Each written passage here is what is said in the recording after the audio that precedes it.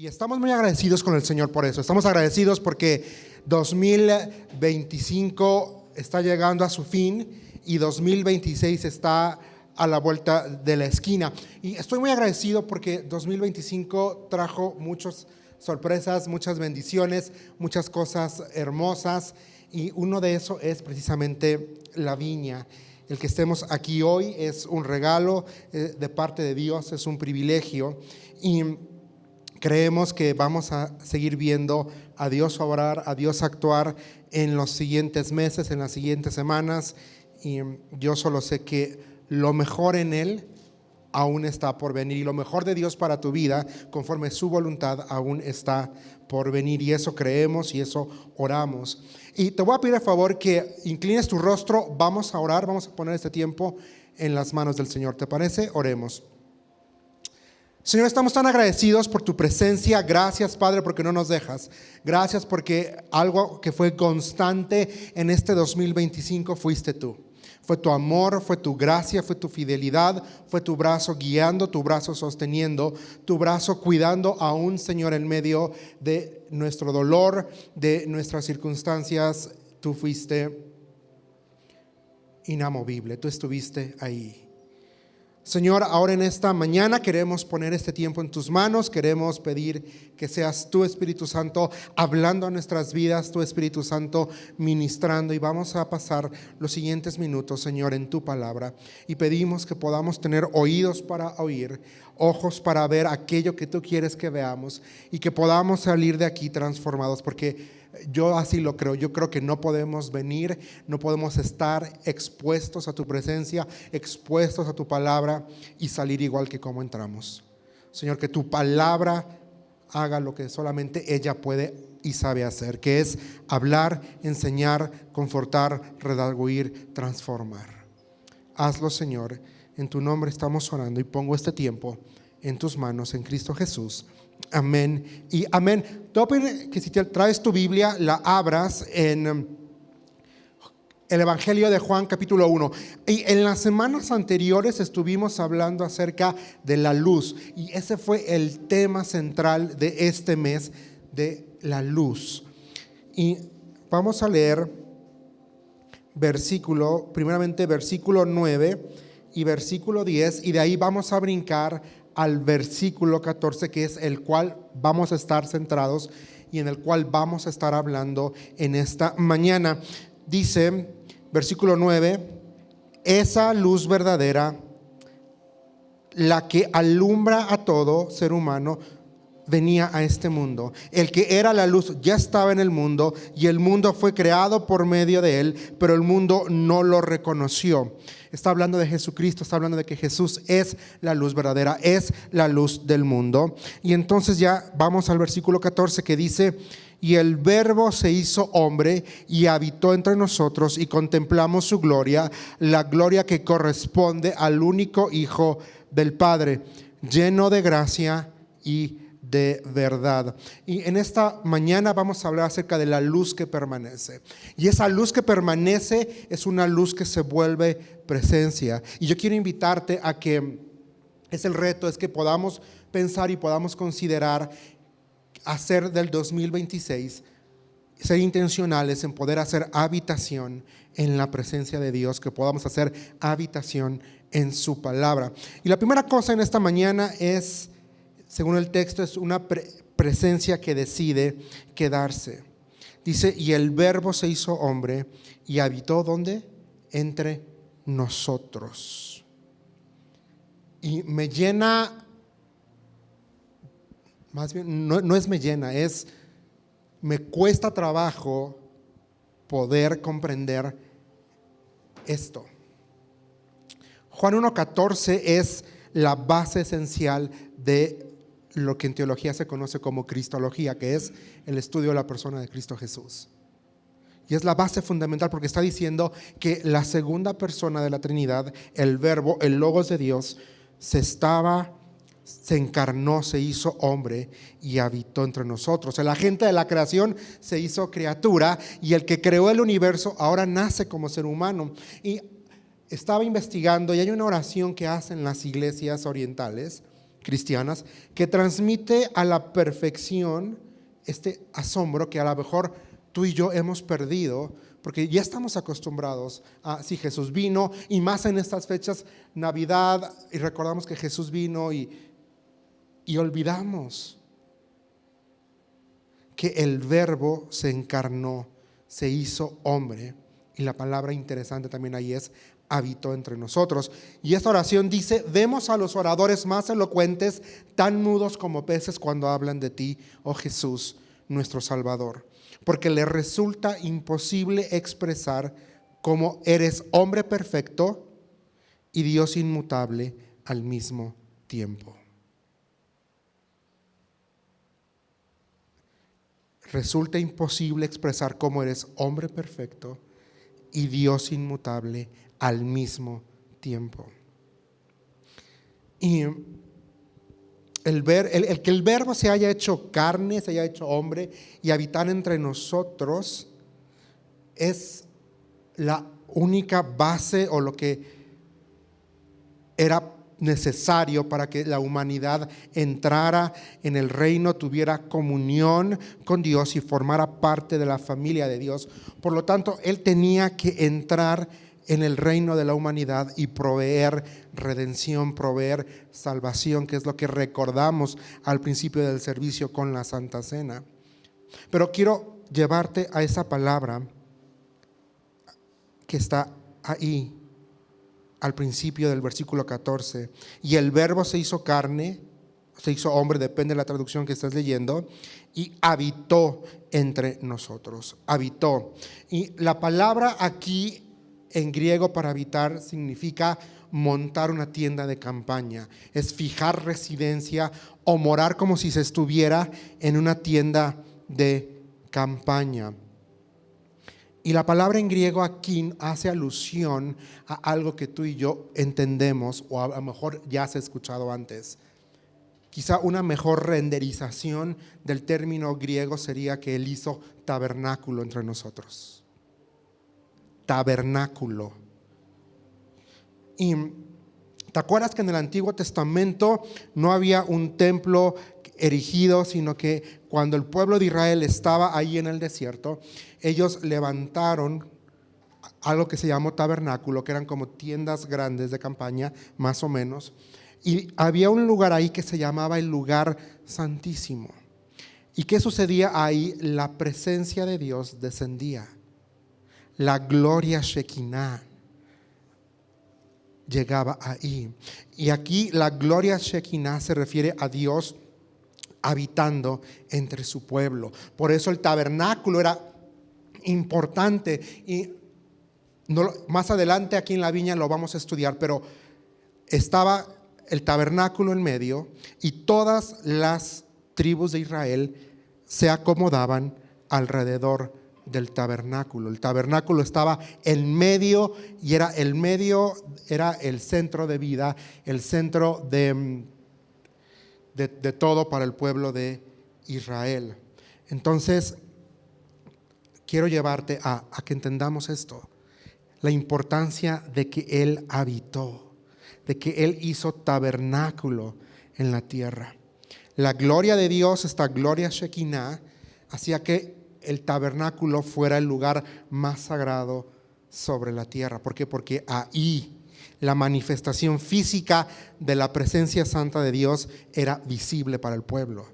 Y acuérdate que dice el texto en el Antiguo Testamento que la presencia de Dios se manifestaba cuando ellos iban caminando como nube de día y como fuego de noche.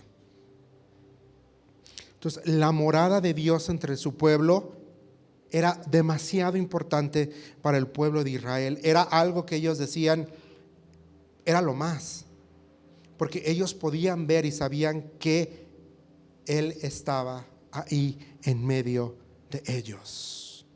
Por eso esta palabra aquí es importantísima: y habitó entre nosotros. Nos está diciendo el autor del Evangelio, Juan, nos está diciendo que Jesús, como el Verbo, como la palabra, como el Logos, es la gloria de Dios encarnada.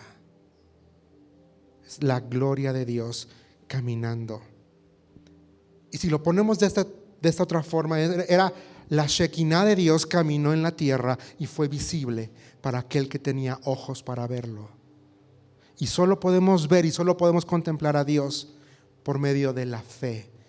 Por eso es importante, y aquí en la viña hablamos acerca de que la fe es importante. Pero no cualquier tipo de fe, porque hay diferentes tipos de fe. Hay una fe intelectual. Si yo te pregunto, ¿verdad, Carlita? ¿Tú crees que existió Benito Juárez? ¿Qué me vas a decir? ¿Y por qué estás segura? Porque hay evidencia que sugiere que existió Benito Juárez. Esa es una fe intelectual. ¿Tú crees que existieron los aztecas? ¿Por qué? Porque tenemos evidencia que nos sugiere y creemos que existieron, pero es una fe intelectual. Hay otro tipo de fe que es una fe de la que estamos hablando aquí, que te abre los ojos y te permite ver la realidad y te permite entrar en una relación correcta con nuestro Señor. Amanda, ¿tú crees que esa silla que está ahí me puede aguantar a mí? ¿Me puede sostener? La que está ahí vacía. Sí, ¿verdad? ¿Y por qué no me está aguantando? ¿Por qué no me está sosteniendo en este momento? Porque no estoy sentado en ella. Ese es el tipo de fe de la que hablamos, la fe salvadora. Porque a veces la gente dice, sí, yo creo que Jesús nació. Yo creo que Jesús murió en la tierra. Y Él vino a morir y perdonar los pecados, pero se queda en ese plano, no lo hacen suyo, no lo apropian. El fe salvador es, yo voy y me siento en esa silla porque yo sé que esa silla me puede sostener. Y ese es el tipo de fe que nos permite ver a Cristo, que nos permite ver. Y algo que me volaba la mente es, haciendo esta comparación en el Antiguo Testamento con lo que está diciéndonos el Evangelio aquí de Juan, es que, como te mencionaba, en el Antiguo Testamento la presencia de Dios, la gloria de Dios descendía y estaba, si me lo permites, restringida a el tabernáculo. Pero ahora esa gloria de Dios es visible en Cristo Jesús. Jesús dijo, el que me ha visto a mí ha visto al Padre. ¿Te puedes imaginar eso? La luz verdadera, la luz del mundo, la luz que refleja la gloria de Dios, se encarnó, descendió, dejó su lugar en la gloria y descendió e hizo tabernáculo entre nosotros. Hay una paráfrasis en inglés que me gusta mucho que dice que Él vino y habitó en el vecindario. Eso es lo que Jesús viene a hacer. Viene a habitar con nosotros, viene a estar con nosotros. ¿Sabes? Jesús no vino de visita o de paseo. Él vino porque Él quiere habitar en ti y en mí. Cristo es la luz verdadera y esta luz verdadera no es vencida por la oscuridad. Ve lo que dice versículos 4 y versículo 5 de ahí de Juan capítulo 1. Dice, en Él estaba la vida y la vida era la luz de la humanidad. Esa luz resplandece en la oscuridad. Y la oscuridad, me encanta como dice mi versión, dice, no ha podido apagarla. No ha podido apagarla. La luz verdadera sigue viniendo al mundo. Y esta luz quiere venir a tu vida, quiere venir a tu situación, quiere venir a tu dolor, a tu quebranto, a ese reporte médico. Él quiere venir. El versículo 9 dice, esa luz verdadera, la que alumbra a todo ser humano, venía a este mundo. Y Él quiere venir a tu mundo, Él quiere venir a tu circunstancia, Él quiere venir a tu vida y Él quiere alumbrarla por completo. La luz que permanece no se apaga cuando el año se pone difícil, cuando el año se pone doloroso, o cuando a lo mejor tú puedes decirme, Juan Marcos, este año se sintió oscuro, la oscuridad se sintió demasiado densa. Esa luz no se apaga. Por el contrario, esa luz está, dos cosas, está disponible y accesible para ti y para mí hoy. Disponible es que está aquí. Como esta Biblia que la tengo en mis manos. Y accesible es que esto te la estoy ofreciendo. Tú tienes que venir y tomarla. Así es la luz verdadera. Así es la esperanza eterna que Dios te ofrece en Cristo. Está disponible y accesible para ti.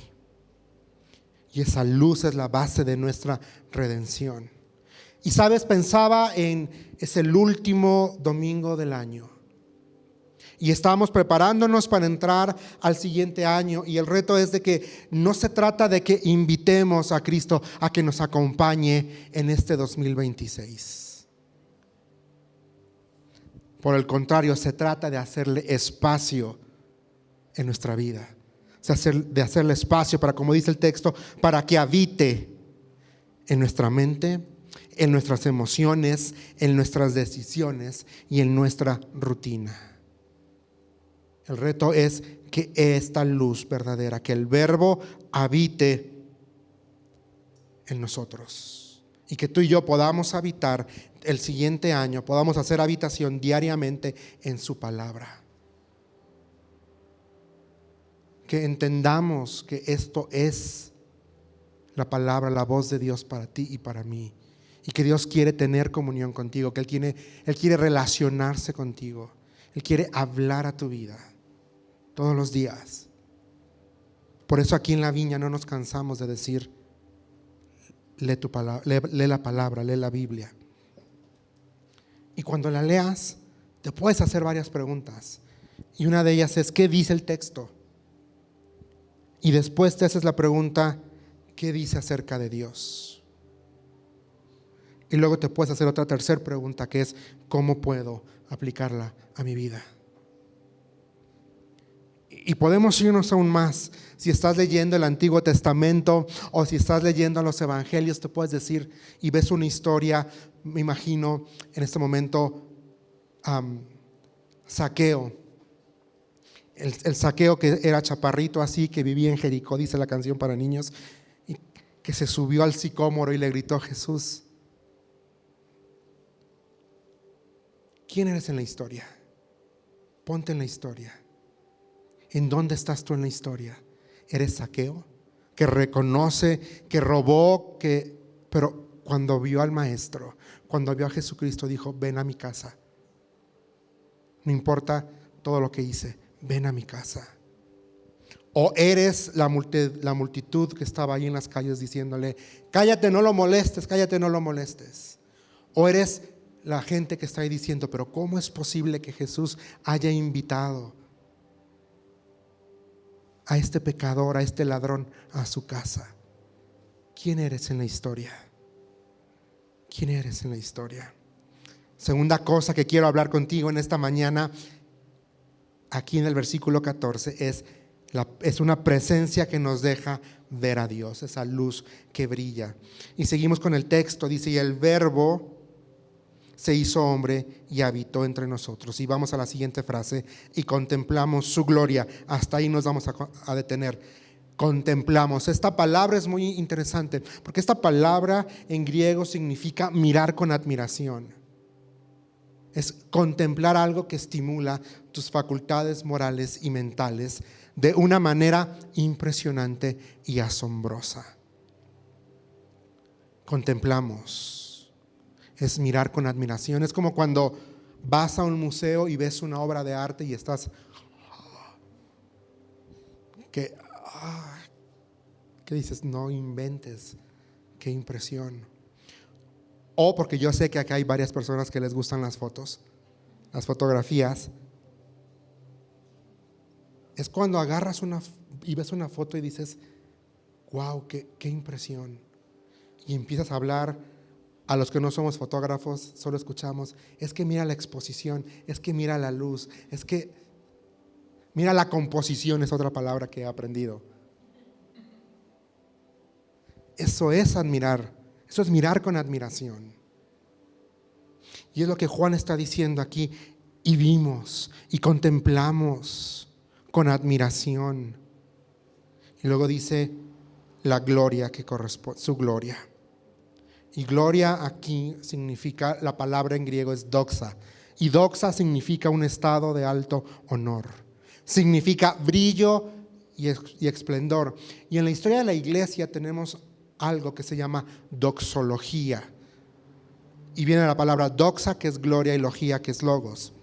Y esta palabra significa, es una expresión de alabanza y adoración que está enfocada en la gloria, en el poder y en la grandeza de Dios. Y hay un himno maravilloso que así se llama doxología. Y cada vez que lo escucho me toca y me conmueve porque está enfocado en la gloria, en el poder y en la grandeza de Dios.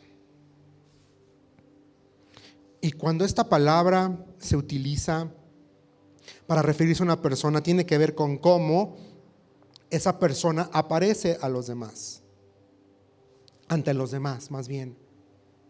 Y sugiere aquí un atributo o un carácter atractivo y honorable. Atractivo y honorable. ¿Qué está queriendo decir aquí Juan? Que contemplamos, porque él lo vio, dice, vimos a Cristo. Vimos esa gloria, ese poder, esa grandeza. Y no solamente la vimos, habitó entre nosotros, caminó con nosotros 3 años y vimos hacer milagros, vimos perdonar pecados. Jesús era atractivo para ellos. Acuérdate cuando Jesús manda llamar a 2 de sus discípulos que estaban pescando, les dijo: hey, vengan y síganme. Y dice el texto que dejaron todo y le siguieron. Jesús era tan atractivo para ellos, pero también él era honorable. Y sabes, aquí Juan también está pensando, tiene esta idea en la mente, porque en la cultura judía, en la cultura en la que se desarrolla esto, el hijo tenía que replicar el carácter de su padre. Y cuando lo hacía, no solamente estaba honrando a su papá, sino que estaba diciéndole a la sociedad que él mismo era un hijo honorable. ¿Qué está diciendo aquí el texto? Que la segunda persona de la Trinidad, el Verbo, se hizo hombre, se encarnó, hizo tabernáculo entre nosotros. Nos mostró al Padre, nos mostró la gloria, nos mostró el esplendor y lo vimos. Y Él fue un buen ejemplo del Padre. Juan no usa la palabra aquí gloria y no lo emplea como una palabra que hace alusión a un espectáculo, sino que está con toda la intención de revelarnos el carácter de Dios. La gloria de Cristo se ve en su amor. No los eches fuera, dice Jesús, vengan a mí. Cuando los niños chiquitos querían ir con Jesús y los discípulos amargados querían expulsar, Jesús les dijo: déjenlos que vengan a mí. En su amor no juzgó, no quemó a una mujer que ya había pasado por 6, 7, 8 y con el que vivía no era su esposo. La amó de regreso a la verdad. La gloria de Cristo se manifestó en su obediencia. Fue obediente hasta la muerte y muerte de cruz, dice el texto. La gloria de Cristo se ve reflejada en su entrega. Dice el texto que Él enmudeció en el madero, no abrió su boca, Isaías 53. Se entregó. Aquí Juan está usando la palabra gloria para referirse al carácter revelado de Dios, a la manifestación luminosa de la persona de Cristo Jesús. Porque Él se reveló a sí mismo cuando Él caminó 3 años ministrando a la gente. La luz verdadera no solamente alumbra, define y revela. Cristo define quién eres. Y no solamente define quién eres, hijo, amado, amada, siervo, sierva, sino que revela lo que Él quiere para tu vida. Revela su carácter. Cuando la luz permanece, ya no caminamos a ciegas. Y quiero recordarte que Cristo no solo nos consuela, nos confronta y nos forma. Cristo nos enseña cómo vivir en medio de un mundo roto y caído. Porque se puede vivir en santidad en un mundo roto y caído. Ve lo que dice el texto. Y contemplamos su gloria, la gloria que corresponde al Hijo único del Padre. Vamos a quedarnos en esta frase, al único Hijo. Y la palabra aquí único es una palabra compuesta en griego, monogenes. Mono significa uno y genes como de especie. Está diciendo que Jesucristo es radicalmente distintivo y sin igual. Él es radicalmente diferente. Significa el único e inigualable. Los componentes de esta palabra, como te acabo de decir, monogenes, mono y genes, significan que Él es único. No hay comparación. No hay nadie como Él. Pero también describe la relación única entre Cristo y el Padre. Una relación única. Jesús es único, es irrepetible, Él no tiene competencia, Él es inigualable. Y Jesús nos ha dado a conocer al Padre. Juan 1:18, ve lo que dice: a Dios nadie le ha visto nunca. El Hijo, otra vez repite la palabra monogenes, el Hijo único que es Dios y que vive, ve cómo dice el texto, en unión íntima con el Padre, nos lo ha dado a conocer. A Dios nadie lo ha visto nunca.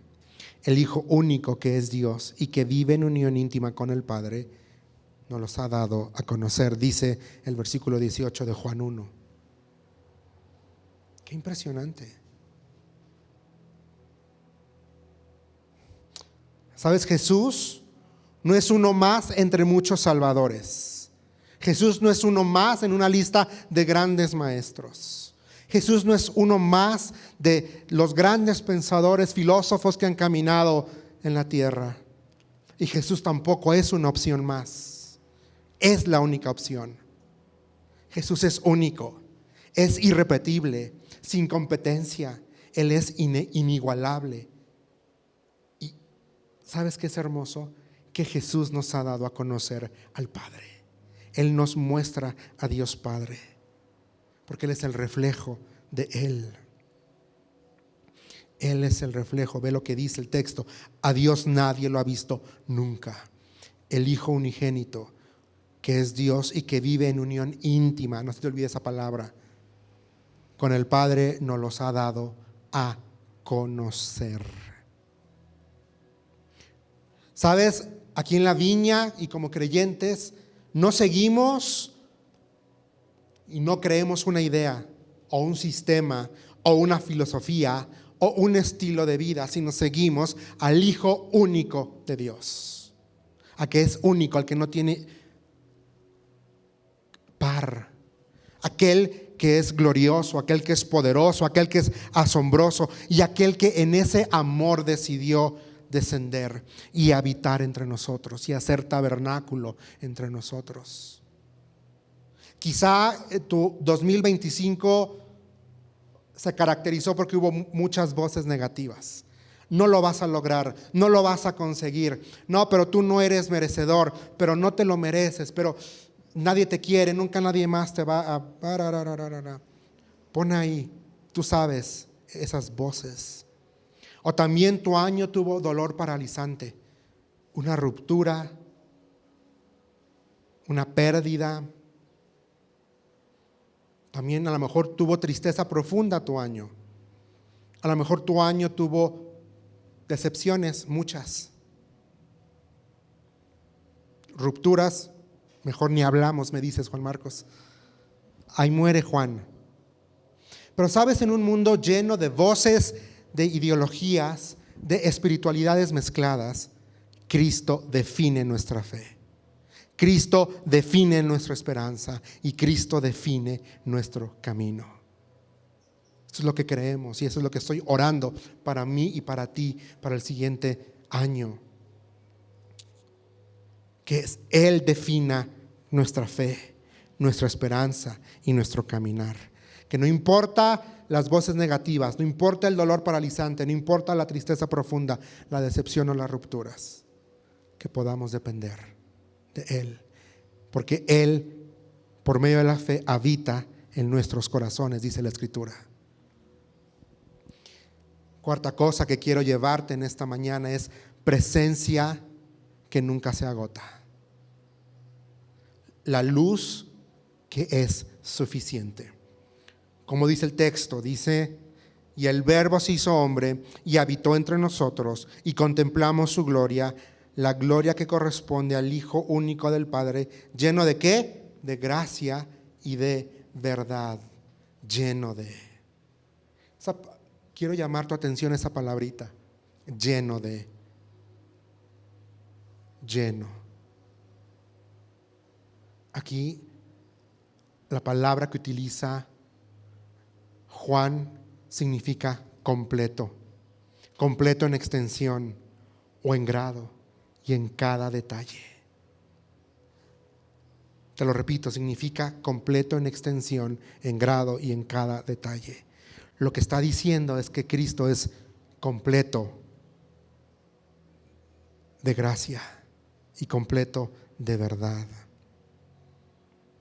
El Verbo Jesús es la encarnación del amor misericordioso de Dios y la prueba de su absoluta fidelidad.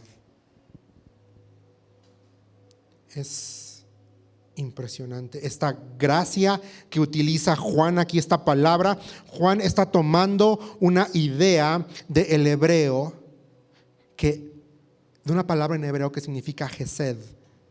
Y Gesed significa amor misericordioso y fiel, que cumple su pacto. Juan está agarrando esta idea del Antiguo Testamento y le está poniendo con la palabra charis, gracia. Pero también usa la palabra en griego aletheia. Y esta palabra él la toma de otra palabra en hebreo que significa emet. Y emet significa dos cosas, qué impresionante: fidelidad y fiabilidad.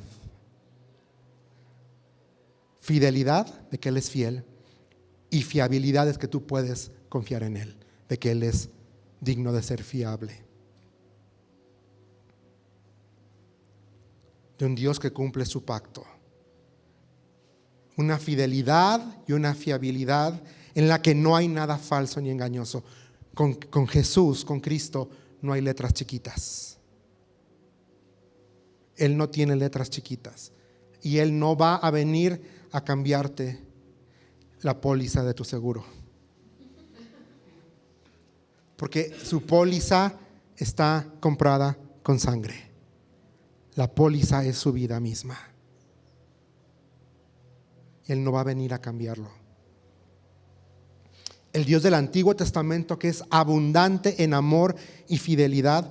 Y fíjate que esta frase, abundante en amor y fidelidad, si has leído un poquito más la Biblia, a lo mejor lo vas a identificar, pero si no, acompáñame rápidamente al libro de Éxodo, capítulo 34, versículos 5 y 6. ¿Qué está pasando aquí en Éxodo 34? Dios está por darle a Moisés las tablas de la ley. Las segundas, porque la primera vez él se enojó y la rompió. Estas son las segundas. Y ve lo que dice el versículo 5 y versículo 6. El Señor descendió en la nube y se puso junto a Moisés. Luego le dio a conocer su nombre. Pasando delante de él proclamó. ¿Cuál es el nombre de Dios en este momento que él le da a Moisés? El Señor, Dios compasivo y misericordioso, lento para la ira y grande en amor y fidelidad. Abundante en amor y en fidelidad. Este Dios, que es abundante en amor y fidelidad, ahora es revelado en el Hijo. Y en Él está la plenitud de absolutamente todo. Hay plenitud absoluta en Él. Y Juan utiliza el término verdad para referirse a la realidad divina y a la revelación de Cristo. Pero sabes, Jesús es la verdad. Ve lo que dice Juan 14:6. Juan 14:6 dice, Jesús hablando, dice: yo soy el camino, la verdad y la vida. Nadie llega al Padre sino por mí. ¿Cómo se define Jesús a sí mismo? ¿Cómo? ¿La qué? La verdad. Pero no solamente Él es la verdad, sino que Él habla la verdad. Mueve unas hojitas atrás en tu Biblia y vamos rápido a Juan capítulo 8, versículo 40. Juan 8:40 dice Jesús hablando: ustedes en cambio quieren matarme a mí, que les he expuesto la verdad que he recibido de parte de Dios. Y más adelante, versículo 45 y 46, ahí mismo de Juan 8, dice: y sin embargo, a mí que les digo la verdad, no me creen. ¿Quién de ustedes puede probar que soy culpable de pecado? Si digo la verdad, ¿por qué no me creen? Jesús no solamente es la verdad, Jesús habla verdad. Yo quiero decirte que Él quiere hablar verdad a tu vida en este 2026. Y si Él no es la verdad en tu vida, si Él no es tu verdad, estás a tiempo de hacerlo tu verdad. Pero quiero que recuerdes que Él quiere hablar verdad a tu vida todos los días. Por eso pasa tiempo en la palabra de Dios. Decir que el Hijo está lleno de verdad es afirmar que Él es la revelación perfecta del Padre. Y decir que está lleno de gracia es expresar el carácter de esa realidad. Lleno de verdad es afirmar que Jesús está lleno precisamente de la verdad. Pero es decir que Él nos muestra a Dios tal como Dios es. En Él la realidad divina se vuelve visible, cercana y comprensible. Porque eso fue lo que hizo Jesús cuando caminó en la tierra. Él habló a la gente de forma que la gente entendiera, con historias, con parábolas. Él se hizo visible, se hizo cercano.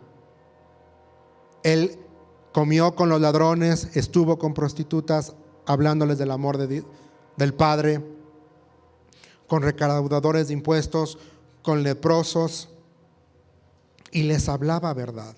Jesús no es una verdad abstracta ni una teoría, es una revelación viva. Y cuando tú y yo vemos a Jesús, vemos cómo es Dios, vemos cómo Dios piensa, cómo el Padre ama y cómo el Padre se quiere relacionar contigo y conmigo por medio del Hijo.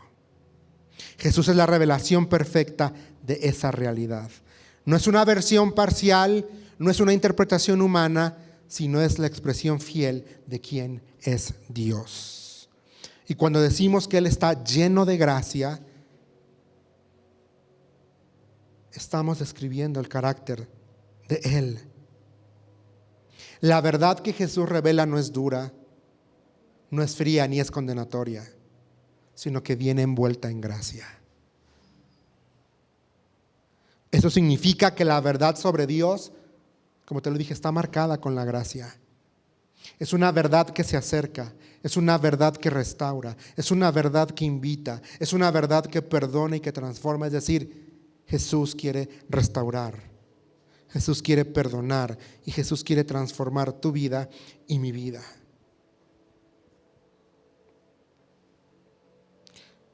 La realidad más profunda de Dios, cuando se revela, tiene el rostro de Cristo. Tiene el rostro de la gracia. Jesús nos muestra que la verdad última sobre Dios no es distancia, no es que Él está lejos y tú estás ahí apartado. No es juicio inmediato sino es un amor que se entrega. Porque dice la Escritura que cuando estábamos muertos en nuestros pecados y delitos, Él nos amó primero. Él se entregó por ti y se entregó por mí. La gracia no suaviza la verdad y la verdad no anula la gracia. En Jesús ambas son una sola cosa. En pocas palabras, Jesús revela quién es Dios. Él es la verdad. Y revela que Dios es misericordioso y cercano. Eso es la gracia. Él está cercano de los quebrantados de corazón. La gloria de Dios no solo es esplendor, poder o majestad visible, así con truenos, como en el Antiguo Testamento cuando Él descendía y dice que las montañas temblaban y hubo fuego y hubo humo. La gloria es gracia y verdad manifestados en Cristo, en que Dios es coherente consigo mismo. Él no se contradice, no actúa de manera caprichosa, no traiciona lo que Él es: justo, amoroso, misericordioso. Su gloria se muestra en que Él permanece fiel a su esencia, a su santidad, a su amor, a su justicia, a su verdad. En otras palabras, Dios es glorioso porque Él siempre es Dios, porque Él no cambia. La fidelidad interna de Dios no queda oculta, sino que se revela, se deja ver. Primero lo hizo en la persona de Cristo Jesús, y en la actualidad se deja ver en actos de amor, en actos de misericordia, en actos de gracia. Esto significa que la misericordia no es algo que se añadió después. No es una excepción a la justicia divina. No es una concesión porque somos débiles, sino es la forma concreta en la que Dios revela quién es Él. Él es lleno de ¿qué? De gracia y ¿qué? Y de verdad. La gloria de Dios no se revela cuando Dios actúa contra su carácter, sino cuando actúa plenamente conforme a su carácter: justo, santo, benigno, bondadoso, amoroso. Y ese carácter siempre se va a expresar como misericordia. Te lo pongo de otra forma. Dios es glorificado no solo porque Él es santo y fiel, sino porque esa santidad fiel se inclina a ti y a mí en amor, en gracia, en justicia. El Hijo no está simplemente lleno de gracia, sino que posee una plenitud que comparte contigo y que comparte conmigo. Ve lo que dice el versículo 16 de Juan 1. Hablando de esto, dice: de su plenitud todos recibimos gracia sobre gracia. Dice de su plenitud. No dice algunos. ¿Qué dice el texto? Todos que hemos recibido gracia sobre gracia. No dice Jesús Manuel nada más. No dice Juan Marcos nada más. Dice todos.